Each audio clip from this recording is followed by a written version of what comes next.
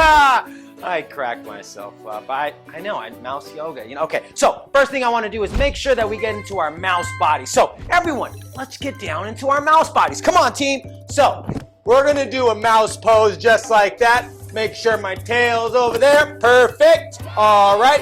And everyone, mouse pose. Good. Look inside my mouse house. Nice and clean. Awesome. Now, let's smell the cheese. Everyone, smell the cheese. Smell the cheese. Ooh, and look at those points. Smell the cheese. Smell the cheese. Now, everyone knows mouses do not like cats as much, so let's get in the cat pose.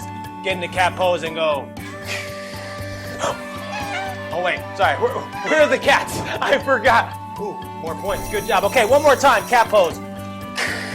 What? Oh. I keep forgetting that we're the cats, and yeah, okay. Now, everyone, stand up to Ooh, you like how we did that? Right now, let's stand up to our feet, and now let's reach back and look for our tails, because everyone knows mouses have the nice long tails. Why is my voice going away? And let's bring it back in. Oh, look at those points. Everyone shake it off, feeling good? Awesome, great job, everyone. Super proud, super prepared.